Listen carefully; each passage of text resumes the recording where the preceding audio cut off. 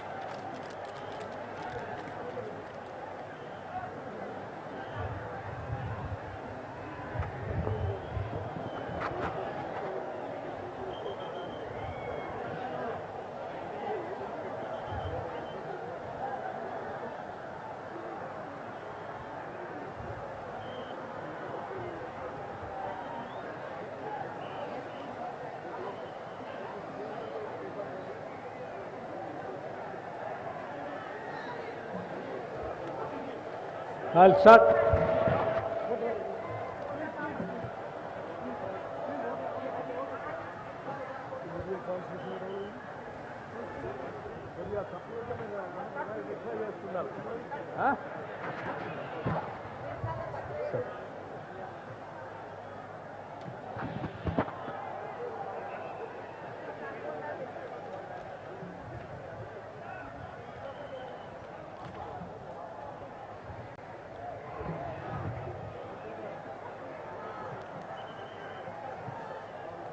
రాష్ట్ర Congress committee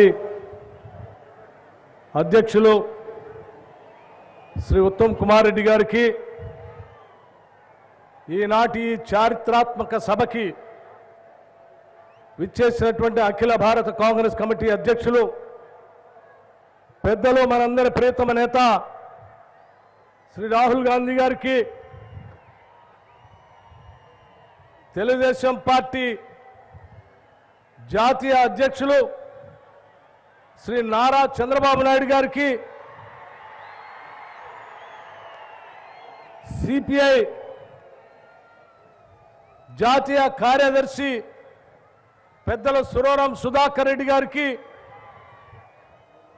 TDP రాష్ట్ర అధ్యక్షులు మిత్రులు ఎల్ రమణ గారికి, అఖిల భారత కాంగ్రెస్ కమిటీ ప్రధాన కార్యదర్శి రాష్ట్ర ఇన్ఛార్జి పెద్దలు కుంతియా గారికి, అట్లాగే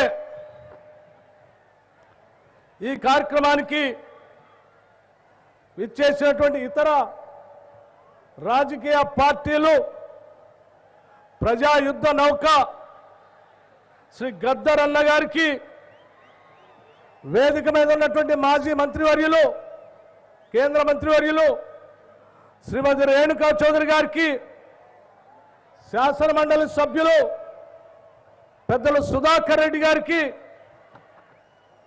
అట్లాగే 10 శాసనసభ నియోజకవర్గాల నుంచి పోటీ చేస్తున్నటువంటి శాసన సభకు పోటీ చేస్తున్నటువంటి Telugu Desam party, CPI party, Congress party అభ్యర్థులకి, రాష్ట్ర Congress committee working president Kusum Kumar గారికి, ఇంకా వేదిక మీద ఉన్నటువంటి మాజీ మంత్రివర్యులకి, మాజీ శాసనసభ్యులకి, ఇతర రాజకీయ పార్టీల నాయకులకి, స్నేహితులారా, అనేక గ్రామాల నుంచి ఈ చారిత్రాత్మకమైనటువంటి సభకి తరలి వచ్చినటువంటి సోదర సోదరీమణులారా, మీ అందరికి కూడా ముందుగా నా హృదయపూర్వకమైనటువంటి నమస్కారాలు తెలియజేస్తూ, ఈ చారిత్రక ఘట్టానికి ఇక్కడికి విచ్చేసినటువంటి ఈ జాతీయ నాయకులందరికీ కూడా ఖమ్మం జిల్లా ప్రజానికం తరపు నుంచి పేరు పేరున నా హృదయపూర్వకంగా వారికి స్వాగతం పలుకుతా ఉన్నాను.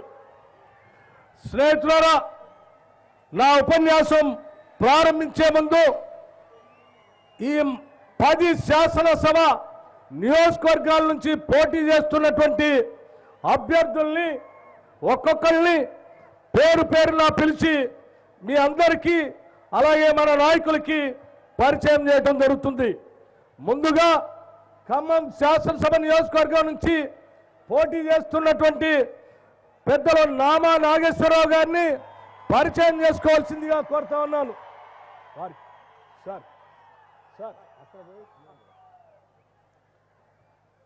అట్లాగే పాలేరు శాసనసభ నియోజకవర్గం నుంచి పోటీ చేస్తున్నటువంటి కందాల ఉపేందర్ రెడ్డి గారిని పరిచయం చేసుకోవాల్సిందిగా కోరుతా ఉన్నాను. అలాగే కొత్తగూడెం శాసనసభ నియోజకవర్గం నుంచి పోటీ చేస్తున్నటువంటి పెద్దలు వలమా వెంకటేశ్వరరావు గారిని పరిచయం చేసుకోవాల్సిందిగా కోరుతా ఉన్నాను. అలాగే ఇల్లందు శాసనసభ నియోజకవర్గం నుంచి పోటీ చేస్తున్నటువంటి హరిప్రియా నాయక్ గారిని, పోడియం వీరయ్య గారిని, రేగా కాంతారావు గారిని, బాలోత్ విజయ్ గారిని, సత్తుపల్లి శాసనసభ నియోజకవర్గం నుంచి పోటీ చేస్తున్నటువంటి సండ్ర వెంకట వీరయ్య గారిని అట్లాగే మధుర శాసనసభ నియోజకవర్గం నుంచి పోటీ చేస్తున్న నేను భట్టి విక్రమార్క,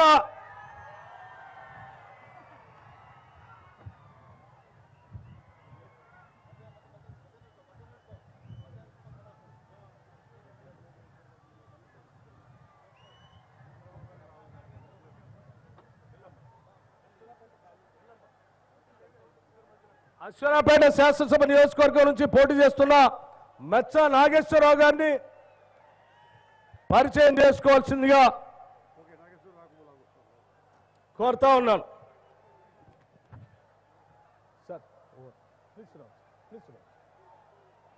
స్నేహితులారా, భావ స్వేచ్ఛకి, అనేక భావజాలాలకి, ఉద్యమానికి, పోరాటాలకి ఆలవాలమైనటువంటి ఖమ్మం జిల్లాకి అఖిల భారత కాంగ్రెస్ కమిటీ అధ్యక్షులు శ్రీ రాహుల్ గాంధీ గారి రాక ఒక చారిత్రాత్మక ఘట్టం. 10 సంవత్సరాలు ప్రధానమంత్రి సోదరులు ఇప్పుడే మందకృష్ణ మాదిక్ గారు వచ్చారు, వారిని ఆశీనులు కావాల్సిందిగా విజ్ఞప్తి చేస్తా ఉన్నాను.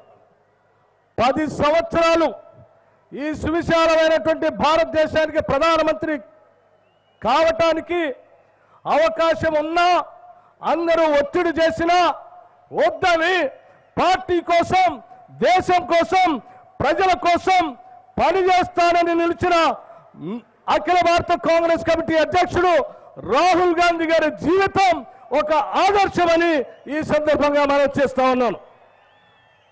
కాంగ్రెస్ పార్టీ ఇతర ప్రాంతాలలో నష్టపోతుందని తెలిసినా నిధులు, నీళ్లు, నియామకాలు, ఆత్మగౌరవం కోసం పోరాటం చేసిన తెలంగాణ గుండె చప్పుల్ని అర్థం చేసుకొని తెలంగాణ ఇచ్చిన అఖిల భారత కాంగ్రెస్ కమిటీ అధ్యక్షులు శ్రీ రాహుల్ గాంధీ గారికి స్వాగతం, సుస్వాగతం. అలాగే ఈ తెలంగాణ రాష్ట్రం ఏర్పడటానికి ఉమ్మడి ఆనాటి శాసనసభలో, నిండు శాసనసభలో అన్ని రాజకీయ పార్టీల ఫ్లోర్ లీడర్స్ అభిప్రాయాలు తీసుకున్నప్పుడు ప్రధాన ప్రతిపక్షంగా ఉన్నటువంటి ఆనాటి ప్రతిపక్ష నాయకుడు చంద్రబాబు నాయుడు గారు టీడీపీ పార్టీ నుంచి తెలంగాణ ఇమ్మని, అలాగే అదే సాయంత్రం లిఖిత పూర్వకంగా పార్టీ అధ్యక్షుడిగా ఆనాటి రాష్ట్ర ముఖ్యమంత్రి కొనిజేటి రోశయ్య గారి కార్యాలయానికి వచ్చి రాతపూర్వకంగా తెలంగాణ ఇవ్వని మీరిచ్చినటువంటి లేఖ కూడా వాస్తవం, ఇది చారిత్రక సత్యం. ఇవన్నీ కూడా ఈ తెలంగాణ రాష్ట్రం ఏర్పడటానికి మీరు వేసినటువంటి పునాదులు, అడుగులని ఈ వాస్తవ సత్యాల్ని తప్పనిసరిగా మనం అందరం గుర్తు చేసుకోవాల్సినటువంటి అవసరం ఉందని నేను భావిస్తా ఉన్నాను. ఈ 2 అంశాలకు కూడా ఆనాడు డిప్యూటీ స్పీకర్ గా, చీఫ్ విప్ గా దీనికి నేనే సాక్ష్యంగా ఉన్నాను కాబట్టి ఈ చారిత్రక సత్యాలు మీ అందరికీ తెలియజేస్తా ఉన్నాను. అలాగే చాలా మంది ఈరోజు రాహుల్ గాంధీ గారిది, కాంగ్రెస్ పార్టీది, టీడీపీ పార్టీది అపవిత్ర కలయికని మాట్లాడుతూ ఉన్నారు. స్నేహితులారా, ఏది అపవిత్ర కలయిక? ఈ దేశం కోసం ఈ జాతినంతా ఏకం చేసి స్వాతంత్రం తెచ్చి ఆ స్వాతంత్ర పోరాటంలో హిందూ ముస్లిం భాయి భాయి అని చెప్పి హరిజన జనార్దన కోసం ఏకం చేసి ఈ జాతికి స్వాతంత్రం తీసుకొచ్చినటువంటి కాంగ్రెస్ పార్టీ ఈరోజు ఈ దేశంలో ఉన్నటువంటి ప్రధానమంత్రి కానీ, రాష్ట్ర ముఖ్యమంత్రి కానీ కులాల పేరు మీద, మతాల పేరు మీద ఈ దేశాన్ని విడగొడతా ఉంటే, ఈ దేశ స్వాతంత్రం తీసుకొచ్చి ఉమ్మడి కుటుంబంలాగా ఉండాలని కోరుకున్న అఖిల భారత కాంగ్రెస్ కమిటీ ఈ దేశంలో ఉన్న లౌకికవాద పార్టీలన్నింటినీ ఏకం చేసి ఈ దేశం కోసం ముందుకు అడుగులు వేస్తున్నటువంటి ఈ చారిత్రక ఘట్టం ఈ దేశానికి అవసరం. ఈ దేశం కోసం మీరు కలుస్తున్నారు తప్ప ఇంకా దేనికోసం కాదు. ఇదే అసలైనటువంటి పవిత్ర కలయిక. ఈ జాతి కోసం మీరు చేసేటువంటి కలయిక, ఇటువంటి కలయిక ఈ చారిత్రాత్మక కలయిక ఇటువంటి ఖమ్మం గడ్డ మీద జరగటం మా అదృష్టంగా భావిస్తా ఉన్నాను. ఏం తినాలో, ఏం కట్టుకోవాలో అని మతాల పేరు మీద, కులాల పేరు మీద మన అందరినీ విడగొట్టి ఈ దేశాన్ని విచ్ఛిన్నం చేస్తూ ఉంటే ఈ నాయకులు కలిసి దేశం కోసం ముందుకు పోతా ఉన్నారు. అటువంటి నాయకత్వం ఈరోజు ఖమ్మం జిల్లాలో అడుగుపెట్టాం. మా అదృష్టంగా అనేక భావజాలాలతో, భావస్వేచ్ఛతో ఉండేటువంటి ఈ గడ్డ మీద నుంచే నాంది పలకటం మా అదృష్టంగా మేము భావిస్తూ ఉన్నాం.